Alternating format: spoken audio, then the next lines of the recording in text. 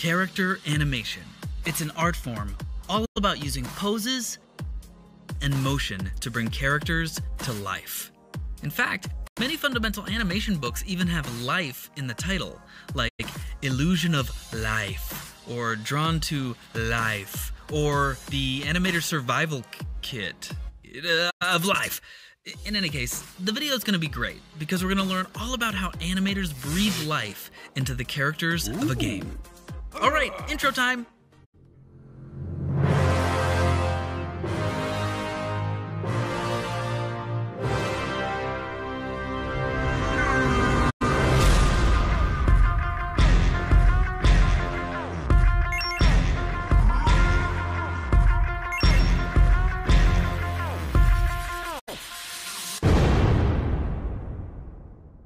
Character animation has a rich history in animated film. It even has an official 12 basic principles of animation, already defined by Frank Thomas and Ollie Johnston in the book The Illusion of Life. Now, we're not going to go through all the 12 principles in this video, but definitely look them up if you're interested in any kind of animation. What we are going to go over are the basic goals for animation in a game. And those are clearly displaying actions, creating believable motion and physics, and injecting personality. All right, let's start with the first one. When you're playing a game, you need to know what's happening. The animator's job is to show when a game character is performing or reacting to an action, like showing when a character is running, jumping, dancing, or about to punch you in the face. A punch is a particularly good example, because animation is key in communicating the anticipation to an attack. It's often one of the most important things a player needs to know. Game animation puts a lot of importance on creating believable and impactful motion for characters. Whether it's a realistic game or a more fantastical one, creating consistent motion and physics helps immerse players within the game and allows the player to predict how objects and actions will affect the world they play in. Motion and physics also set an emotional tone for a game. For instance, the movement of an enormous character can instill a sense of fear, wonder, and epic scale. While gameplay animation doesn't always have the opportunity for a long narrative scene, every action is still an opportunity to show who a character is and how they are unique from other characters. In this way, an animator's job is similar to that of an actor's. A great example in League of Legends is the run animation. The job of an animator is not just to make a character run, but to answer the question, how does this specific character run?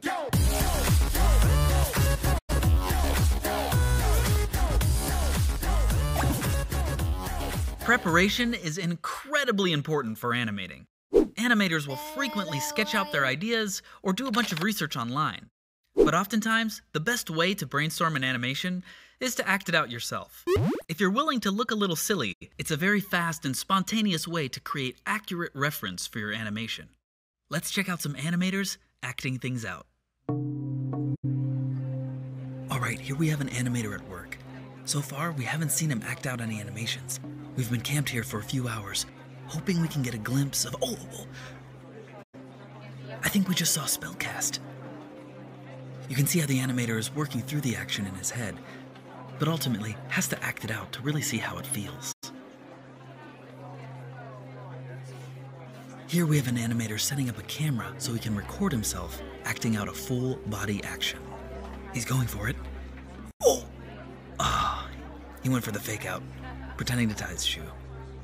Shooting reference can be a little embarrassing. Let's wait for his colleagues to pass by. That's so awesome! Here, it appears as though we have an animator brainstorming a full death animation. There's another animator in there. They're brainstorming together. Take note of their commitment to the craft. Whoa, there's more of them! They're sharing ideas, they're giving each other notes. This must be how animators collaborate. Incredible.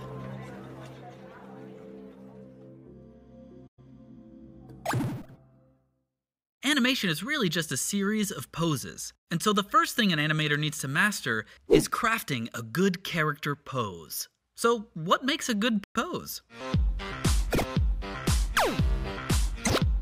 Alright, let's start with line of action. What is that? A line of action is an imaginary line that runs through a pose. When crafting a pose, you generally want a simple and clear line of action, and all the parts of the character's body should flow with the line of action. Broken or complex lines of action confuse the purpose of a pose and make the character's action much less clear.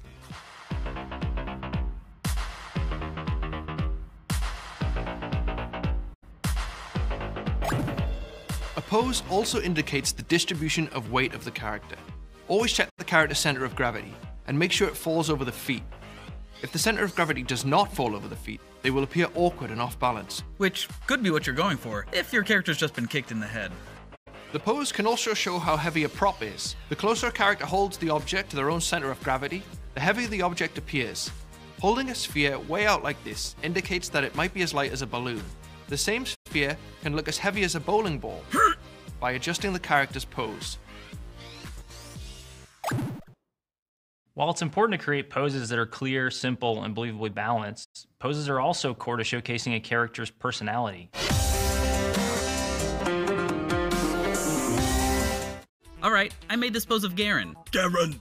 How do I give this pose more personality and make it more specific?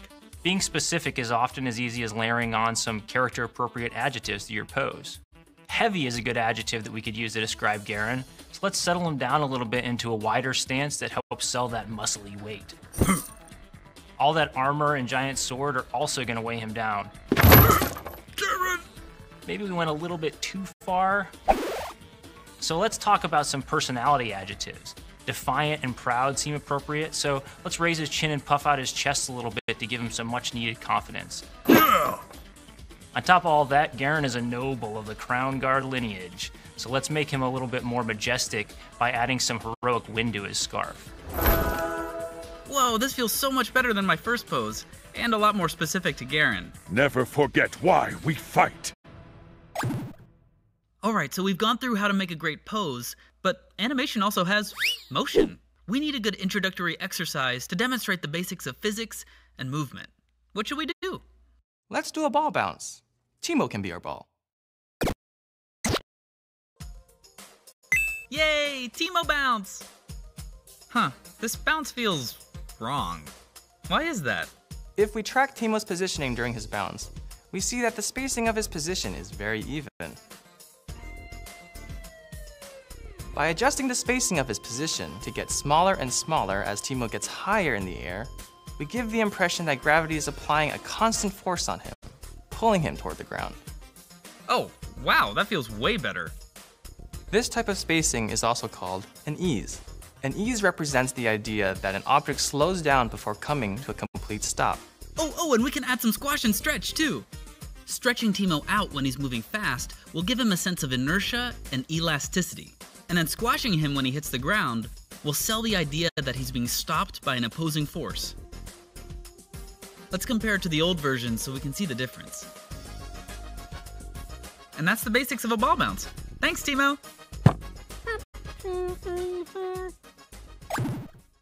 In games, you can't easily predict which animation will play at any given time. Because of this, any given character in a game is, in reality, a collection of hundreds or even thousands of animations interacting, interrupting, and blending with one another to achieve the final result that you see on the screen. Yeah, like you could be running and shooting at the same time, sliding, reloading, jumping from wall to wall, throwing a barrel, cocooning someone, slapping someone with a fish, sword fighting, paragliding while grapple hooking to a car, firing your pistols while doing a flip, shooting arrows while riding a horse, or even just mowing your lawn. And you're saying an animator has to deal with how all these things interact? That sounds really complicated. It's also one of the most fun and underrated parts of a game animator's job. Using a tool often called a state machine, animators build out how their animations will interact with each other and what will happen under the many different possible conditions in the game. Oh, so this is how animators do things like blending between a walk, a jog, and a run animation based on game speed, or turning to face a nearby character based on how close they are, or blending a set of aim poses based on the mouse position, or reaching for handholds while in a climbing animation, or politely closing a door before getting into a shootout. We could easily make a whole series just on animation systems, so make sure to get out there and research it if you're intrigued. The possibilities are limitless. Alright, let's review what we went over. Now it's time for some advice. Animation style. Something that I've seen a lot in myself as a student and other students through teaching is this inability to sort of like let go of your precious ideas. And the truth is that when I ended up in the game industry, one of the bitter, hard things for me was the fact that I ended up having to throw out so many of my own personal ideas in pursuit of better ideas, whether it be from other people or just better ideas from myself. A lot of times the best idea may take 3, 4, 5 tries at the same animation to really get the thing you want. Something that I thought was very important when I started was the use of motion reference. I didn't do it for a long time, and I always struggled to identify exactly how the body mechanics would work or how the silhouette changed. When I started to take some motion reference and started to get an idea of how the poses and the body worked, things became a lot easier to plan out an animation. Instead of doing things straight ahead like I used to when I started, just going through and doing a pose, when I started to use motion reference, I'd identify those great key storytelling poses, plot them out on the timeline, and then it became a lot easier to manage. The advice that I wish I had gotten was just taking it slower and not being afraid to keep things simple. I wanted to animate characters doing flips and attacks and other complex things just to show other people how good at animating I could be. But that was kind of a completely wrong mentality to have. Animating complex things doesn't actually translate into good animation. Good animation is usually built upon really strong foundations. My teacher made me focus on the basics, doing the bouncing ball, but not just the bouncing ball, doing heavy ball, light ball, fireball, happy ball, sad ball, every kind of ball that you can imagine. And that immediately showed me in what areas I was weak at and what things I needed to improve on. I did one CG masterclass in Italy, and then I did an online animation school. Being from a country that doesn't have a big animation tradition and doesn't have a strong game industry, we'll add lots of challenges to the challenges that you already have to be a professional animator. I think you're going to find people that are going to put you down, but for one people that tries to put you down, you're going to find 10 that maybe are going to be helpful and they're going to be willing to see you succeed. As long as you're able to put a lot of hours of hard work into your craft and into your growth, you're going to be succeeding. You're going to be landing somewhere. You're going to have a great job. Just be patient and keep working.